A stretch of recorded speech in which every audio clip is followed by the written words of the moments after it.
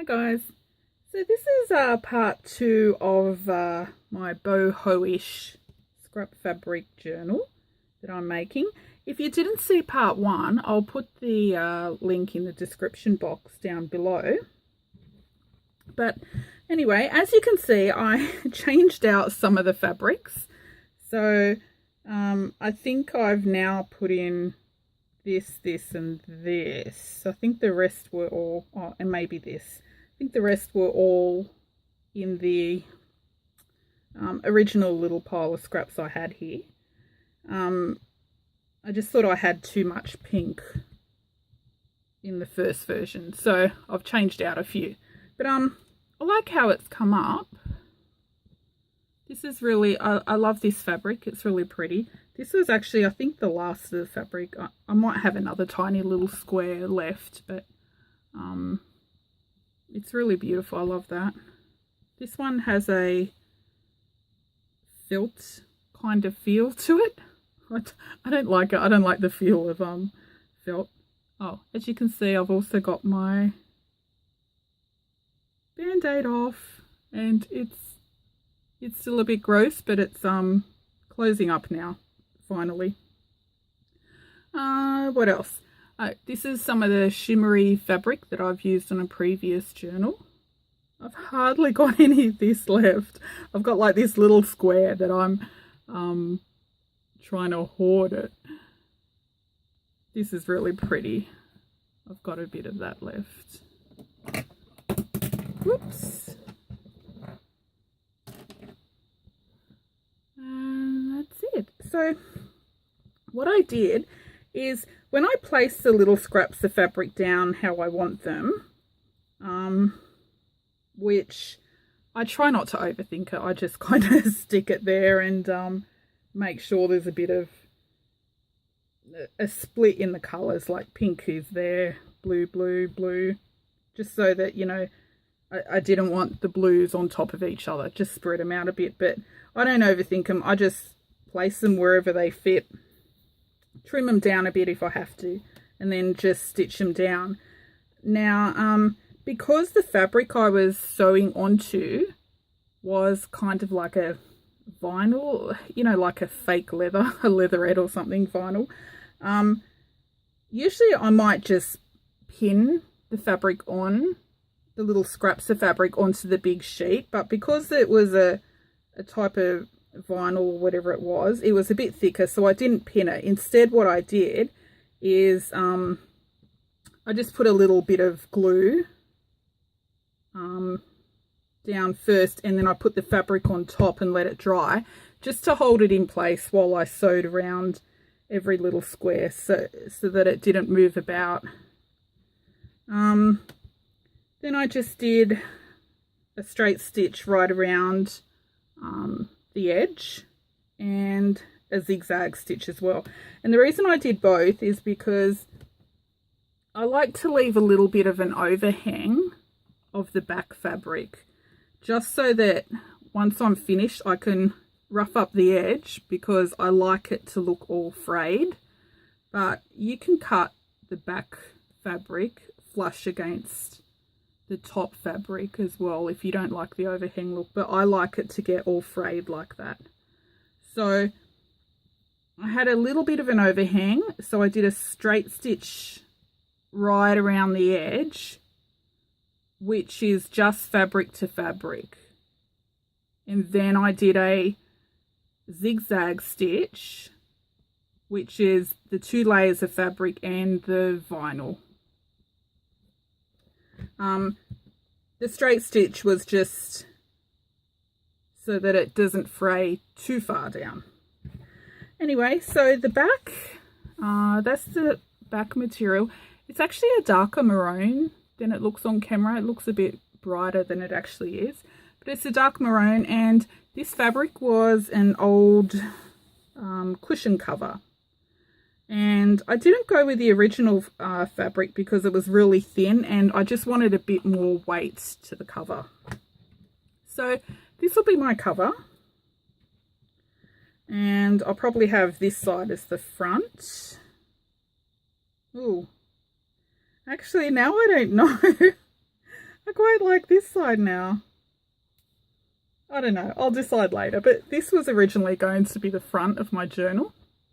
And so this one, because it's a soft cover, I'm only going to put one signature in.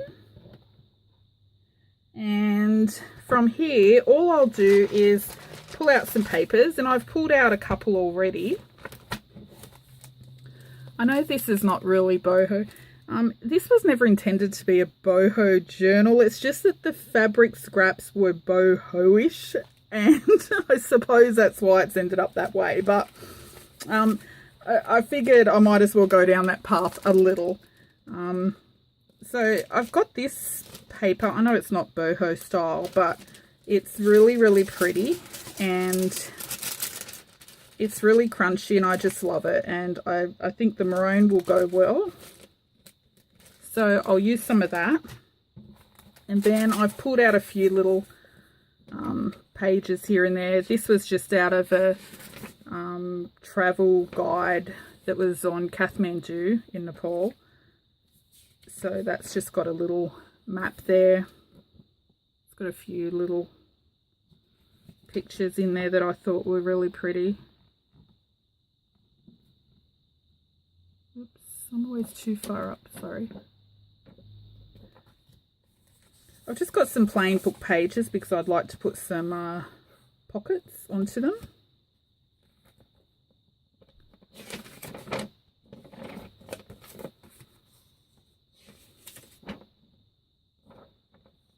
These are, I just like the images on the pages.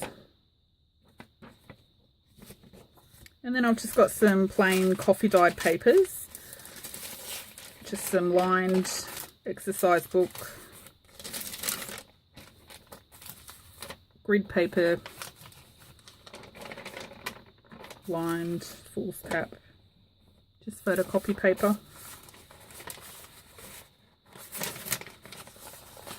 And the size of the cover I deliberately made, if you remember, to fit an A4 page so that I could just fold it and not have to trim it. So I won't have to trim as many pages.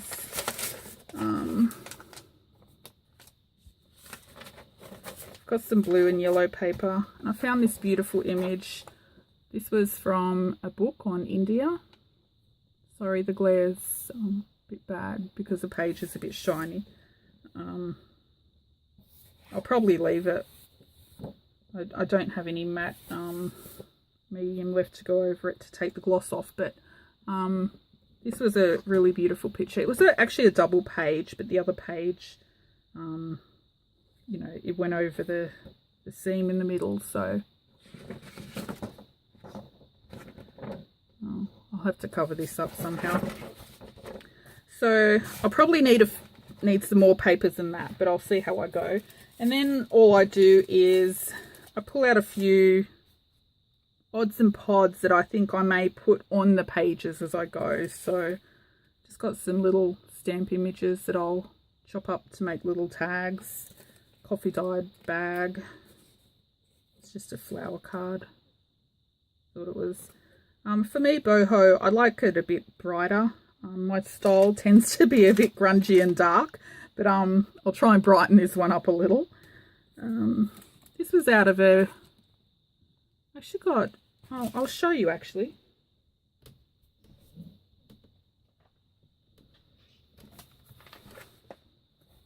Took my son somewhere last week, and we were in a waiting room, and there was a Bangladesh newspaper, and I've already cut some of the first page out and used it, but it had a lot of beautiful pictures of, you know, ladies in saris and pictures on, you know, Bangladesh, India, Pakistan, Nepal. Look at the writing. It's so awesome. I love the writing. But anyway, so of course, you know, waiting room and Bangladesh newspaper, somehow it found its way into my bag and wanted to come home with me. so yeah, I swiped swipe the newspaper. I figured they'd chuck it out at the end of the day anyway. Actually, there was a whole big pile of them, so I didn't worry about swiping their newspaper. But I've never seen a Bangladesh newspaper, so I had to swipe it. So that was a little picture out of on the front page of the newspaper.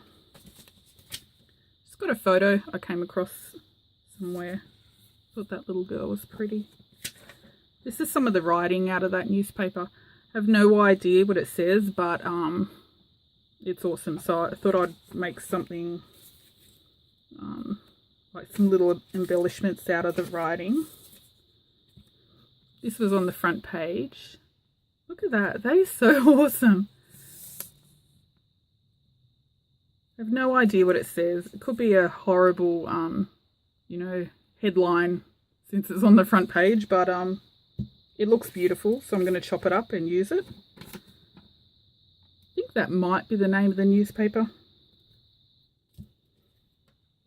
There was some little coins in the book on India.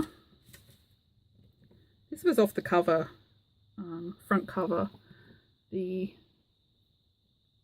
what's it called? You know, the book cover, how it's got the little fold on the inside and the inside of the front and back cover. So this was on the front and front flap, and this was on the back. So I cut those out. Some other little pictures, India postage. This was off the front cover of a novel called, what was it? 1001 Arabian Nights, I think. Actually, it mightn't have been that one, but it was something like that. And there are a few pages out of it. Actually, it might be on here. The Book of 1001 Nights. That's what it was. So it had some little pictures in it. Thought I'd use those. That's a travel card, like a travel schedule. I don't know if I'll use that, but I pulled it out anyway. And these were some... I was spraying something else, and as my drop paper, instead of putting down, you know, greaseproof paper or something that I won't use, I always put down envelopes or something so that it catches all the spray, and then I'll paint them or do something with them for this book, just because they're colourful. So I'll also, on some of the pages, when I put the signatures together, because this is a boho journal, well, it is now, I suppose. Let me just fold this. I'll also put some fabric down the edges of my pages. So this is not cut to size, but some of the little scraps that I've got that are boho style, I'll also stitch down the edges of the page like that, so that when you look at the book from the side, you'll see all these pretty little coloured fabrics, different coloured fabrics, you know, piled up. I won't put too many because it tends to make the book a little too thick, but I'll try not to put too many pages into this one since it's only one signature anyway, and I'd like to do some fabric edges. So I'll do that. I'll also use a lot of the little scraps, you know, as little pockets and tuck spots and stuff like that. But I'll put the signature together now. Sorry, I would do it on camera, but it's a bit torturous watching me work because I get very distracted quite easily. So I may start stitching, you know, fabric down this, and I may end up gluing metal bits to a different project. So I tend to have about 3 or 4 projects around on my desk at one time, and I kind of work on all of them at once. It's probably really inefficient, but that's how I work. I can't sit there and just do one thing from start to finish. So I'll put these signatures together and sew them in, and then I'll come back to show you part 3, which will just be the final flip through. I may also put some sort of embellishment here. Maybe, I don't know. I quite like it plain, but on the other hand, I kind of feel it needs something, but I'll see how I go. Okay, well, I'll see you later for part 3, which will just be the final flip through. Thanks for watching. Bye.